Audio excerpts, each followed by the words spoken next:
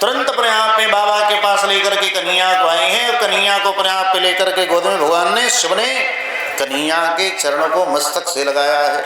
शिवजी महाराज ने धीरे से प्रणाम कर लिया भगवान को, हे प्रभु आप इस बाल स्वरूप को हमारा प्रणाम स्वीकार करें।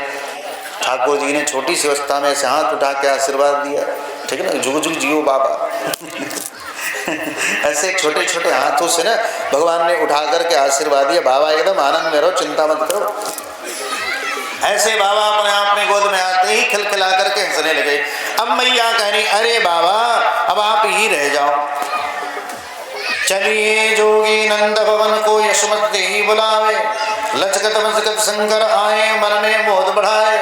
सभी महाराज बड़ी प्रसन्न हो गए अपने आप में। और मैया कहती कि रहिए जोगी नंद भवन में ब्रज में वासो कीजय, और जब जब मेरो लाला रोए जंतर मंतर कीजय। अरे बाबा अब आज के बाद यहीं आप रह जाओ, और जब जब हमारा लाला रोए ना तो आप जंतर मंतर करते रहना।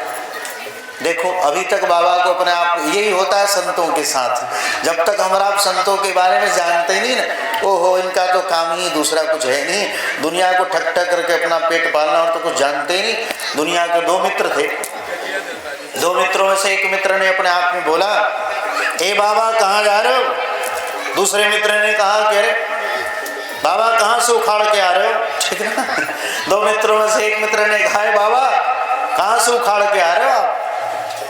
तब तक दूसरे मित्र ने कहा, इनका काम ही क्या दुनिया को ठक ठक करके अपना पेट पालना, और तो कुछ जानते नहीं। तब संत ने अपने आप में बोला, नसीहत नेक के मसले सुनो उनको सुनाते हैं, और जहाँ दरबार रसिकों का वहीं हम आते जाते हैं। अरे हम कथा प्रवचन भी करते हैं ना, भगवान की प्रसन्नता के लिए किया जाता है। और भगवान प्रसन्न कब होते हैं? जब अपने भक्तों को देखते हैं, हजारों लोगों को भगवान से जुड़े हुए ना, तब अपने आप पे भगवान प्रसन्न हो जाते हैं। इसलिए कथा प्रवचन पेट के लिए नहीं किया जाता कि आप क्या है तो भोजन मिलेगा, हम तो ऐसे ही बहुत कम खाते हैं, सूंघते हैं बस। सोचो जितना में हम अपने आप में एक चुटकी खोआ खाते, इतना छोटा सा, ऐसे चुटकी से खोआ, सोचो 100 ग्राम दूध पी के एक अनार लेते, सोचो तो इतना जो चुटकी से खावे, सोचो उसका तो कहीं भी गुजर हो जा रहा है। एक पत्ता भी चबा ले बेलपत्र का, तुलसी पत्र का, तभी कोटा पूरा हो जाए। तो हम खोआ भी खा दे तो चुटकी से खाते, ये नहीं कि अपने आप में 2-4 चम्मच खाए, नहीं, ऐसे एक चुटकी। अब इतनी चुटकी होती ना, जैसे तिलक किया जाता उतनी बस, सोचो। इसलिए अपने आप में महापुरुष नसीहत नेक के मसले सुने उनको सुनाते हैं, जहाँ दरबार रसिकों का वहीं हम आते जाते हैं। शरीर तो हमारा हिस्पुस बैठने के चलते रहता है ना, इतना हम बैठते हैं दिन भर, हमारा तो भजन से ही भोजन हो जाता है। इतना हम भजन ही करते हैं कि भोजन हो जाता है भजन से ही। इसलिए खाने पीने की हमें आवश्यकता ही नहीं रहती। बचपन से ही अपने आप में बड़ी कम खाएं, बाल्यावस्था से ही बड़ी कृपा रही, ऐसे ऐसे वैरागी संतों से मिलन हुआ, ऐसे ऐसे विरक्त महापुरुषों के सानिध्य प्राप्त हुए जो कभी किसी में आसक्त रहे नहीं। महापुरुष जीवन भर अपने आप में कुटिया में रह गए, अंत समय तक कुटिया में, भले दूसरे के लिए बड़े बड़े बिल्डिंग बना दिए, बड़े बड़े आश्रम बनवा दिए, बड़े बड़े मठ मंदिर बनवा दिए, लेकिन स्वयं कुटिया में ही अपने आप पे रहते रह गए अंत तक। ऐसे ऐसे महापुरुष, कुछ नहीं तो अपने आप में बथुए का साग घास जा करके अपने आप में खोज लिया, और पानी में अपने आप में गंगा जल में उबाल दिया, थोड़ा सा रामरस नमक डाल दिया, हो गया प्रसाद। ये नहीं कि अपने आप उसमें 56 प्रकार के मसाले डाले जाएंगे तब अपने आप में पाएंगे, नहीं नहीं। महापुरुष को जो उनकी कृपा से मिल जाए, साधु खाए रूखा सूखा प्रभु को भोग लगावे, ठीक है ना। साधु अपने आप में रूखा सूखा जो मिल जाए उनकी कृपा से, उसी में आनंद में रहते हैं। इसलिए भगवान की प्रसन्नता के लिए अपने आप में किया जाता है, धर्म के प्रचार के लिए, ठीक है ना। नहीं तो हम आप नहीं आते तो बताओ, आप सब आते क्या सुनने?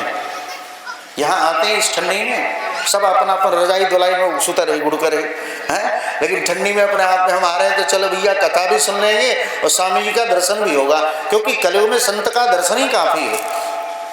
कलिकाल में श्रीमद् भागवत महापुराण का निचोड़ी ही है। श्रीमद् भागवत महापुराण में भगवान व्यास स्वयं कहते हैं, नह्यम में आने तीर्थानी न देवा मतलामया पेतर पुनर्काले न दर्शनादेव साधव। आप तीर्थ में जाने के उपरांत आपके अंदर बदलाव आएगा कि नहीं आएगा कोई ठीक नहीं। घंटी बजाने के उपरांत मंदिर में हमारा आपके अंदर चेंजिंग आएगी कि नहीं आएगी, कोई कन्फर्म नहीं है। लेकिन संत महापुरुषों का सानिध्य करने के उपरांत, संतों के दर्शन करने के उपरांत मन में जरूर बदलाव आएगा हमारा आपके अंदर। इसलिए नहियम में आने तीर्थाने, तीर्थ में जाने के उपरांत भी हमारा आपके अंदर बदलाव आएगा कि नहीं आएगा, कोई कन्फर्म नहीं है। न देवा मिथिला में, देवताओं के मंदिर में जाने के उपरांत, अब बताओ देवताओं के मंदिर में जब जाते और बदलाव आता तो हम चप्पल चोरी करते क्या? बता, वहां जाकर के लोग चप्पल पे ही ध्यान देते हैं कि हम चप्पलवा को मत चुराई लेसन, ठीक है। वहां जाकर के अपने आप में मंदिरों में जाने के बाद अगर बदलाव आता तो सोने का चैन मारा जाता क्या? नहीं। इसलिए नहिम में आने तीर्थानी न देवा विदलामया। लेकिन भाई संतों के पास आप चले जाओ, बड़े बड़े आतंकवादी भी अपने आप पे सुधर जाते हैं। बड़े बड़े अपने आप पे आतंकवादी, बड़े बड़े अपने आप पे खुरापाती लोग भी संत का सानिध्य प्राप्त, हमने कई बार देखा है ऐसे ऐसे लोगों को जो नियम भर दारू पीता था, गांजा पीता था, मर्डर करता था, ऐसे लोग हमारे सामने अपने आप में सुधरे हुए हैं, जिनके अंदर आज के डेट में चाय तक का नशा नहीं, ठीक है। उत्तर प्रदेश में ऐसे ऐसे लोग सुधर गए हमारे शरण में आने के बाद। कितने भी बड़े खुरापाती आतंकवादी हों, कितना भी बड़ा शूटर फूटर हो, कुछ भी हो, और जो ही शरण में आए उनके अंदर सुधार हो गए। इसलिए संत महात्मा के सानिध्य में आने के बाद संत महात्मा पारस मणि के समान है। जैसे पारस मणि को स्पर्श करते ही लोहा सोना बन जाता ना, उसी प्रकार संत का सानिध्य प्राप्त हो जाए तो कितना भी खुरापाती उत्पाती होगा वो भी अपने आप पे सुधर जाएगा, उसके अंदर भी निश्चित चेंजिंग होगी, बदलाव आएगा जीवन में। इसलिए महापुरुषों के साथ रगड़, जैसे माचिस है ना, माचिस के अंदर तिल्ली भी है, लेकिन अग्नि कब प्रकट हुआ? जब उसको खांचा जाएगा, ठीक है। और जो ही खांचा मारा जाएगा अग्नि प्रज्वलित हो जाएगी। उसी प्रकार हमारा आपके अंदर भक्ति भी है, ज्ञान भी है, वैराग्य भी है, सब कुछ है, लेकिन उसको जागृत करना पड़ेगा। उसके साथ संत का रगड़ होना चाहिए, संत का सानिध्य प्राप्त होना चाहिए। संतों के संग से ही अपने आप पे सब प्रकट होने वाले हैं। इसलिए सताम प्रसंगान मगर संविदो प्रथम गति संत नकर संगा दूसरी रतमम कथा प्रसंगा। संत का सानिध्य जरूरी है, ठीक है ना। प्रवचन करता ठीक है, कथा सुनाते हैं, अच्छी बात है, लेकिन दर्शन से अपने आप पे कल्याण, संतों के दर्शन से कल्याण होगा। प्रवचनकर्ताओं के दर्शन से कल्याण होने वाला नहीं, क्योंकि जो बोलते हैं वो करते नहीं है सब। और संत महात्मा जो बोलते हैं पहले अपने जीवन में धारण करते तब बोलते हैं महात्मा, इसलिए हमारा आपके ऊपर प्रभाव पड़ता है। तो प्रवचनकर्ता भी बोलेंगे गुटखा नहीं खाना चाहिए, और जो ही उतरेंगे मन से पीछे जाकर के तुरंत गुटखा फाड़ करके खाएंगे और खैनी पीट करके तुरंत खाएंगे। इसलिए भैया प्रवचनकर्ताओं में और संत महापुरुषों में आकाश पताल का अंतर है। आप किसी प्रवचनकर्ता को चाहो कि ऐसी ठंडी में यहाँ बैठ करके अपने आप पे कथा सुना दे, नहीं हो सकता। उसके लिए एसी की व्यवस्था करनी पड़ेगी, 10 लाख का मंच बनाना पड़ेगा है, और 10 लाख एडवांस पहले देना पड़ेगा, तब कहीं वो कथा करे। इसलिए भगवान ने संतों को भेजा है, ठाकुर जी ने महापुरुषों को भेजा है। भाई एक वस्त्र में अपने आप में महात्मा रहते हैं, ये नहीं कि अपने आप में 10 वस्त्र बदलने वाले संत नहीं। संत एक वस्त्र में साल भर रहते हैं, एक ही वस्त्र अपने आप में साल भर धारण करते हैं। ये नहीं कि प्रतिदिन बदला जाए, नहीं, संतों के अंदर बदलाव नहीं होता। जो आज से अपने आप पे 10 साल पहले थे, 20 साल पहले, आज भी वही महात्मा है, और आज से 10 साल बाद भी ऐसे ही हम दिखेंगे, उसमें कोई अंतर नहीं आया। जैसे आज कई साल, 2 साल 3 साल से आप देख रहे हो, वैसे तो आज भी हैं, कोई चेंज नहीं हो रहा है क्या? वही कुटिया है, वही हम भी हैं। इस प्रकार जो परिवर्तनशील है वो महात्मा हो ही नहीं सकता। हमारा सनातन धर्म बदलने वाला नहीं। अब बताओ हमारे स्वरूप में और इन महात्माओं में कोई अंतर दिख रहा है क्या? ये कब के महात्मा हैं? जब से सृष्टि प्रारंभ हुई तब के महात्मा। इन महात्माओं को दिखाओ भैया, थोड़ा वीडियो रिकॉर्डिंग, इन महात्माओं को दिखाओ। देखो इन महापुरुषों को, ये संत महापुरुष सतयुग के हैं। सोचो आज भी वही अपने आप पे वेशभूषा महापुरुषों का है, आज भी वही रह रही अपने आप पे। इसलिए संतों का अपने आप पे दर्शन करें। ये दिखाओ, ये फोटो, ये बैनर, इस प्रकार इस बैनर को दिखाओ, बैनर वाला इधर ले, इधर कैमरा ले। बोलो भक्तवत्सल भगवान की। तुलसीदास जी महाराज, राम जी महाराज पागल थे क्या? मैया सबरी को प्रथम उपदेश क्या किया? आप सब जानते हैं, सबकी वाणी पर याद होगा। प्रथम भगति संतन कर संगा, दूसरी रत्मम कथा प्रसंगा। ये प्रथम भक्ति है। जीवन में संत का सानिध्य मिल जाए, कथा तो ऑटोमेटिक मिलेगी। कथा तो संत महात्मा एक साधन है, समझो कि संत महात्मा तो अपने आप में इसलिए सुनाते हैं। सोचो सुखदेव जी महाराज के सामने परीक्षित बैठे हुए, और कौन कौन महात्मा वहां बैठे, धरती के बड़े बड़े महापुरुष बैठे हैं। देखो उनका स्वरूप कैसा है महात्माओं का। एक वस्त्र में सारे महात्मा विराजमान है, कितनी भी ठंडी पड़े कितनी भी गर्मी पड़े हैं, एक वस्त्र में ही संत महापुरुष अपने आप में रहने वाले हैं।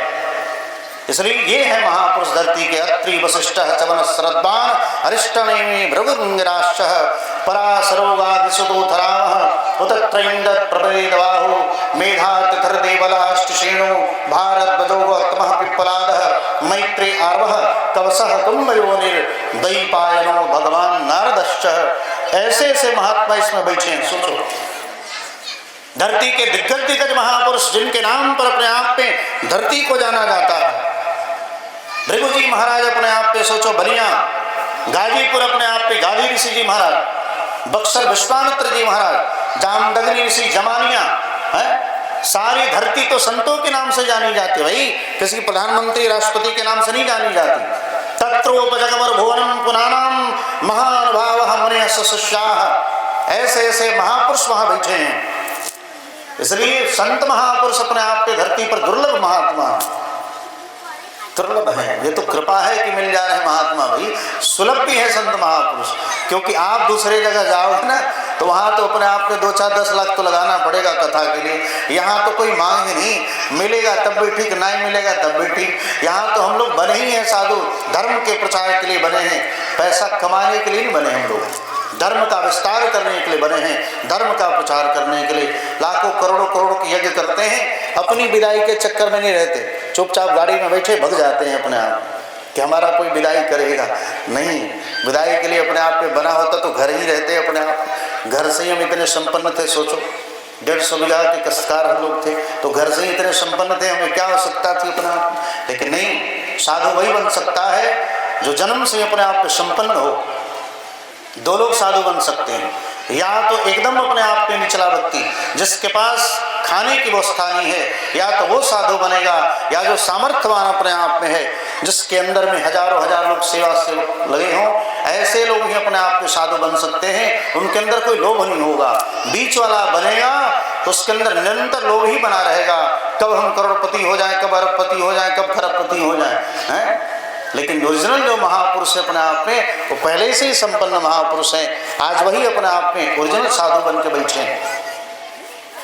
या फिर अपने आप में जिसके पास एक छटा का आटा फाकने के लिए नहीं, वैसे महापुरुष अपने आप में साधु बनेंगे। लेकिन तदुपरांत भी तक तक सजन बांधवा, जो अपने स्वजन बंधु का परित्याग कर चुका है, माता पिता भाई दुनिया जहान सबको छोड़ चुका है, वो महात्मा है। ठीक है ना। अगर माता पिता में ही आसक्त रह जाओगे तब तो महात्मा नहीं बन पाओगे। इसलिए सब कुछ का परित्याग करना पड़ेगा। गोपियों ने भगवान को ऐसे नहीं प्राप्त किया, गोपियों के अंदर किसी प्रकार की कामना रह नहीं की, इसलिए भगवान ने स्वीकार किया गोपियों को। किसी प्रकार की कामना, आपने सुना होगा निशम्य गीतम, जो ही अपने आप पे भगवान ने स्वयं बांसुरी बजाई ना, अर्धरात्रि में ठाकुर जी महाराज ने संध्या के समय जो ही अपने आप पे बांसुरी बजाई, उस समय इंस्ट्रूमेंटल कोई दूसरा नहीं था, बांसुरी ही थी ठाकुर जी महाराज के। अब तो साउंड बॉक्स वगैरह हो गए सब, उस समय तो बस म्यूजिक के रूप में बांसुरी था ठाकुर जी के पास। और जब बांसुरी बजाई, सारी गोपियां अपने आप में, कोई रोटी बना रही थी वैसे ही छोड़ करके भगी, कोई काजल लगा रही तो अपने आप पे गाल में ही काजल लगा करके चल चली। सोचो, कोई वस्त्र पहन रही थी, आधा वस्त्र पहनी ऐसे ही अपने आप पे छोड़ करके चली। कोई अपने आप पे ससुर जी को अपने आप पे देना था भोजन, तो बेचारी अपने आप पे गैया के सामने खीर रख गई और ससुर जी के सामने भूसा रख के चली गई। ठीक है, सब उल्टा पुल्टा अपने आप पे हो रहा है। सोचो, किसी प्रकार की कामना नहीं रही, तब भगवान ने स्वीकार किया। हमारा हर बात ने कहा बहुत काम है, बहुत काम है। अरे भैया, जब तक जीवन में अपने आप में तुम्हारे अंदर बस काम ही बैठा रहेगा तब तक भगवान नहीं मिलेंगे। इन कामनाओं को अपने आप में निकाल करके बाहर फेंकना पड़ेगा, तब भगवान अपने आप में मिलेंगे। गोपियों ने सारे काम धंधा छोड़ करके अपने आप पे आई, तो भगवान मिले रास बिहारी सरकार। ठीक है। निशम्य गीतम तदंग वार्धनम, उनके आनंद का वर्धन होने लगा जब अपने आप में सुन करके दौड़ी बेचारी, सब छोड़ करके चली, अपने पतियों का परित्याग कर दिया। सोचो, क्योंकि ओरिजिनल पति है कौन? परमात्मा। आज हमारा आप ये पति तो आज नहीं तो कल मर जाएंगे। वो पति अपने आप पे सबका पालन करने वाला वही पति है जो सबका पालन करता है, वो पति है, वही पिता है, वो पति भी है। इसलिए ओरिजिनल पति तो भगवान है ना, विष्णु स्वरूप वाराय। दुल्हा जब घर में आते हैं तो उनको विष्णु स्वरूप माना जाता है, कन्या को लक्ष्मी स्वरूप अपने आप में माना जाता है। तो विवाह भी होता है तो वहाँ लक्ष्मी नारायण का विवाह होता है। सोचो, किसी साधारण स्त्री पुरुष का विवाह नहीं होता। उस समय वर जो होता है, इसका नाम ही वर। वर का मतलब वरम न दाति वर्ध। दुल्हा जब आता है यानी वर जब आता है आपके कन्या के यहाँ, जब विवाह होता है यहाँ, तो द्वार पूजा जब लगती है उस समय वर उसको कहा जाता है। और वहाँ जो ही अपने आप पे घर से बेचारा चलता है, अगर कमाता नहीं हो, उसकी मैया बगली में चोरी का 2-400 500 1000 2000 डाल देती है। कहाँ है वो जी तो साली सरह जब द्वार छकिए से ना कोहबर में, तो 2-4 पैसा देवे के पड़ी, वहाँ जा करके देना पड़ेगा, ठीक है। इसलिए वरम ददाति वर्धः, जो कुछ दूसरे को देता है वो वर है। तो उस समय जो अपने आप पे वर आता है वो विष्णु स्वरूप होता है, विष्णु स्वरूप वार है। इसलिए विवाह शादी में अंडा मुर्गी नहीं बनवाना चाहिए। विवाह क्यों? क्योंकि विवाह जो हो रहा है भगवान का विवाह हो रहा है, आपके घर में लक्ष्मी नारायण का विवाह हो रहा है। और हमारा वो लहसुन, वो प्याज, वो गरम मसाला, वो अंडा मुर्गी, नॉन वेज के अलग काउंटर लागल बा, वेज के अलग काउंटर लागल बा, ठीक है। विवाह में ये सब नहीं चलना चाहिए। इन सब का परित्याग करके सात्विक रूप से अपने आप में, जैसे भंडारे में प्रसाद बनता है ना, वैसे ही प्रसाद बनाओ, खूब सुंदर से अपने आप एकदम पटेगा हो, खूब चलेगा, नहीं तो तुरंत तलाक हो जाए, ठीक। आज बड़ी जल्दी तलाक हो जाता है, दोनों की पटते ही नहीं, तुरंत अपने आप में डिवोर्स, तलाक। इसलिए गृहस्थाश्रम में विवाह विशेष पूर्वक जीवन का निर्वाह करना ही विवाह है। दोनों मिलकर के अच्छी तरह से अपने आप में घर में रहे। पति गर्म हो तो पत्नी ठंडी हो जाए, तो पत्नी गर्म हो तो पति ठंडा होगा, ठीक, तब जाकर गृहस्थाश्रम चलेगा। और दोनों गर्म तब तो फ्यूज मारी, पति भी गर्म हो जाए पत्नी भी गर्म हो जाए तो तुरंत जाके तो फांसी लगा के मर जाए, ट्रेन में जाके कट जाए, या जर के मर जाए। मेहरारू बड़ी खतरनाक होली सन, मेहरारू हम सुनने बनी जर जारी सन, खा जाने कैसे है, तन मन के हाथ जर जाते हालत खराब हो जाए, है कि तुरंत छिड़क के तुरंत जर जाए सन, पेट्रोल डाल करके किरासन डाले, भगवान क्षमा करे। हैं पता नहीं कितनी निर्दयी होती हैं सदमा, दयावान भी होती भाई, अपने बच्चों के प्रति दया भी रहती है, लेकिन निर्दयी दया भी अपने आप में बताओ जल जाती, पता नहीं कैसे, जहर खा के मर जाएंगे, फांसी लगा के मर जाएंगे, ठीक है ना। इसलिए नहीं, थोड़ी थोड़ी बातों पर अपने आप में गुस्सा करके, गुस्सा आवे तो पानी पी लेना चाहिए, एकांत हो जाना चाहिए। गुस्सा आवे ना तो चुपचाप ठंडा पानी पी लो, या फिर अपने आप पे एकांत हो जाओ। या बालानाम रोदनम बलम, बच्चे अपने आप में गुस्सा करते हैं तो क्या करते हैं, खूब रोएंगे, उससे भी नहीं होगा तो पृथ्वी क्षमाशील है ना, तो पृथ्वी पर लौटो। अगर हमारा गुस्से में आ गए तो धरती माता पर जाकर चुपचाप सो जाओ, एकदम शांत हो जाओगे आप, ठीक ना। या फिर ठंडा पानी पी लो, या चुपचाप एकांत में जाकर 2-4 बार टूटना चुआ लो, रो लो, अपने आप में मन को शांति मिल जाएगी, ठीक है। इस प्रकार क्रोध आवे किसी पर, ऐसे गृहस्थाश्रम में पति पत्नी दोनों को बना के चलना चाहिए, तब जाकर गृहस्थाश्रम अच्छी तरह से चलेगा। क्योंकि पत्नी ही आपका जीवन भर साथ दे सकती है, कोई दूसरा साथ नहीं देगा। पति का पत्नी ही जीवन भर साथ दे सकती है समय तक, कोई दूसरा साथ देने वाला नहीं। इसलिए गृहस्थाश्रम में बना करके रखना। भगवान शिव ने अपने आप पे दिव्य दर्शन किया है, जो ही अपने आप पे दर्शन किया, भगवान के चरणों को लेकर के मस्तक से अपने आप पे प्रणाम किया, ठाकुर जी अपने आप पे खिलखिला के हंस लगे। मैया अपने आप में कहा, अरे बाबा फिर ये जोगी नंद भवन में ब्रज में वासो की जय, और जब जब मेरो लाला रोवे जंतर मंतर दीजे। अरे बाबा हमारा लाला जब जब रोए ना उसको जंतर मंतर करते रहना, अब आप यही रह जाओ। बूढ़ो बाबा नाम मारो सोर श्याम ही जाने, तुम तो जो ही परम मनोहर तुमको वेद बखाने। मैया कहते हैं प्रभु आप यही रह जाओ तो बड़ी इच्छा हो। तब जाकर के मैया ने पूछा है कि बाबा थोड़ा हमारे बच्चों के भविष्य के बारे में बता दो। अरे मैया तू पूछ मत, तेरे लाला की तो अपने आप में हाथ की रेखाएं बता रही हैं। अरे चिंता मत कर, ये सब अपने आप में यहाँ से जो प्रेम करेंगे वहाँ को नरक में नहीं जाएंगे।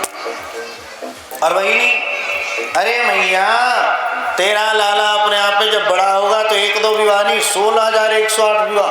हाँ बाबा कहा कि हाँ मैया तो विवाह की चिंता करी ले कि हमारा लाला बड़ा होगा तो विवाह होगा। अरे 1-2 विवाह नहीं 16,108 विवाह होगा। सोचो इतनी विवाह अपने आप में होगी इसकी। और स्वयं सारे देवगण अपने आप में सब लोग इसका पूजन करेंगे। ऐसा होगा तुम्हारा लाला जिसका स्मरण करते ही अपने आप में लोग तर जाएंगे। आरक्षितो संरहसी माम कृप गोव्रजे करो दैत संस्कार स्वति वाचन पूर्वकम। उसी समय अपने आप में फिर गर्गाचार्य जी महाराज कुलगुरु आए हैं।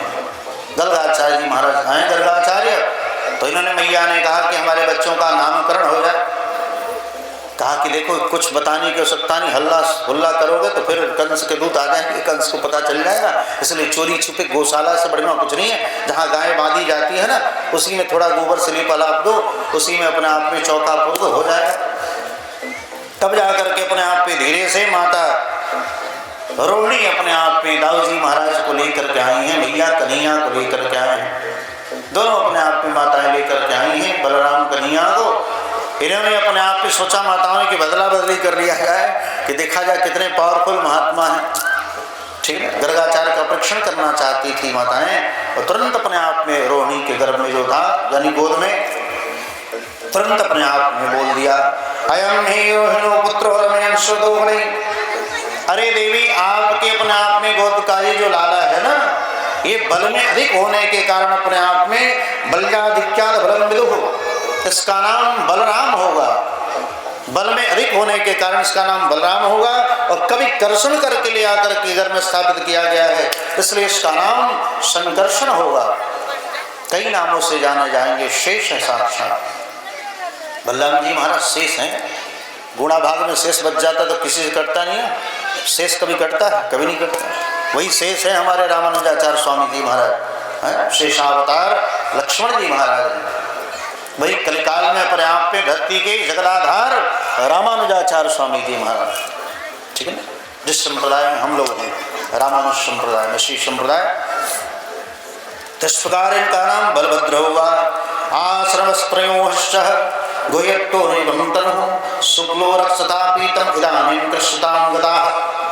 ताकि अरे मैया ये जो लाला है कन्हैया इनका नाम अपने आप में कभी ये लाल रंग का कभी पित्त रंग का अपने आप में कभी श्याम रंग का इस समय अपने आप में काले रंग का बन के आया है इसलिए इसका नाम कृष्ण होगा। कभी सफेद भी रहे गोरे भी रहे कभी पित्त भी रहे पीले भी रहे ठीक है ना, कभी नीले भी रहे। ठाकुर जी का ओरिजिनल तो नीला ही है।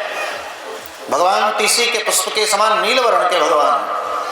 ओरिजिनल में देखा जाए तो ठाकुर जी नील वर्ण के हैं तीसी के पुष्प के समान। लेकिन शुक्लो रक्षता पीतम इदानीं कृष्णां गताः कभी लाल रंग के रहे कभी अपने आप पे पीले रंग के रहे और अब कृष्ण रंग के रहे काले रंग के ही इसलिए इनका नाम कृष्ण होगा।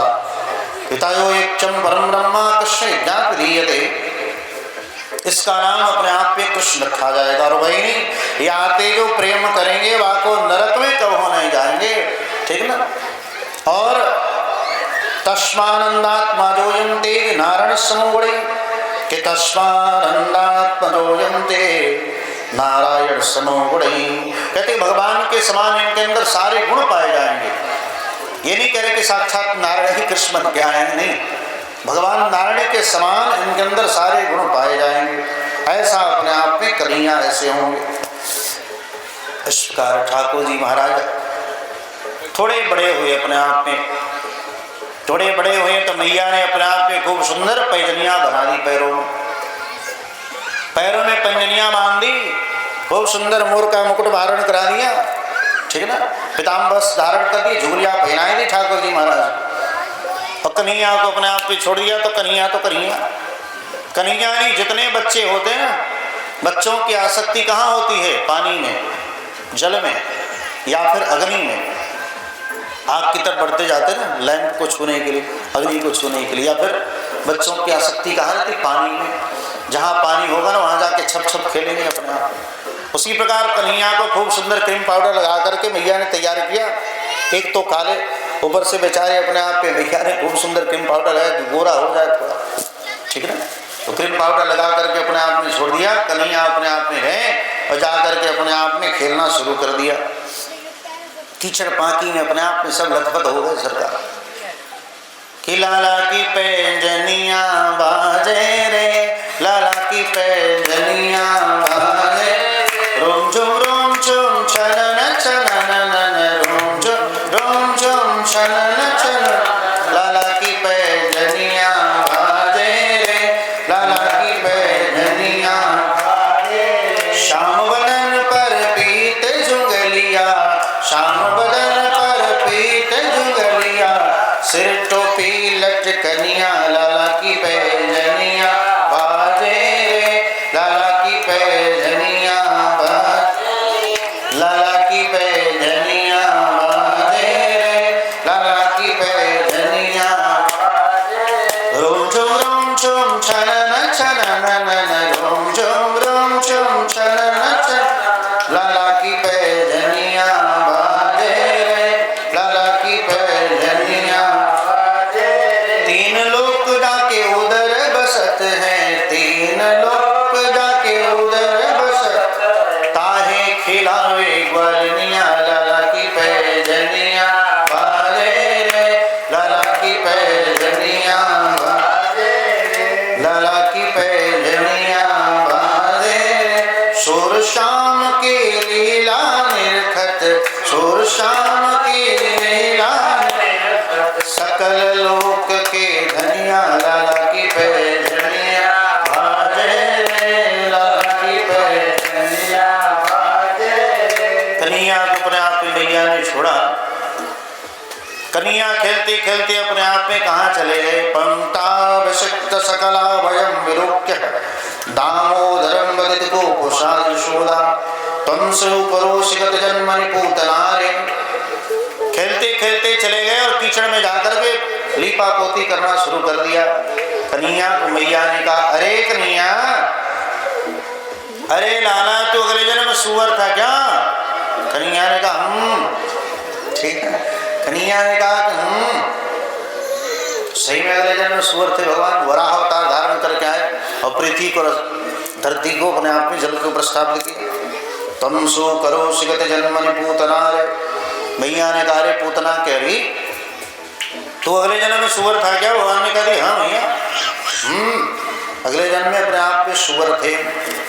इस प्रकार अपने आप में ठाकुर जी महाराज लीला अपने आप में खूब करे। एकदा कृणमानस्ते क्षमदा गोपदारकः। एक दिन ठाकुर जी महाराज अपने आप मैया लेकर के चली गई यमुना के किनारे स्नान करने। तब तक कन्हैया ने अपने आप में माटी खाई ली। माटी अपने आप में खाया है कन्हैया ने। जाकर के श्यामा ने कहा, अरे मैया तेरे लाला ने माटी खाई है। अब तो मैया अपने आप में सुनकर के दौड़ पड़ी। तो जाकर के देखा तो अरे लाला माटी खाई। कन्हैया कर नहीं खाई। अरे लाला तेने माटी खाई? कहा कि नहीं तूने खाई है। चल चल अपना आप में ना बक्षित्वान सर्वे वृत्तां कृष्ण। अरे भैया ये सब झूठ बोलते हैं हमारे बारे में। यहाँ से अपने आप में हमसे सब जलते हैं ना, इसलिए सब झूठ बोल रहे हैं। कहा कि चल तुम मुंह खोल के दिखा। तब जाकर के कन्हैया ने अपने आप में मुंह खोला। ज्योतिष चक्रम जलम तेजो नभस्वाम वैक्रारण त्रिनयाणाम मनोमात्रा वस्त्रय। जो ही अपने आप पे भगवान ने मुंह खोला, देखा तो अपने आप पे सारा ब्रह्मांड मुख में ही दिख रहा है। ज्योतिष चक्र दिख रहा है। उदयांचल हिमांचल पर्व दिखे शंभार। गंगा यमुना सरस्वती बहे सभी धार। मुख में नदी बहे और नारा। सागर बहे मददार। दिखे लीबाड़े बड़ा भार चंद्र सूर्य तारा। कोई खेती करे हल जोते अपना अपना करे कार। बड़ी बड़ी दुख खड़ी गौ का चोर गंगार। इस प्रकार हर चीज अपने आप में देखा है।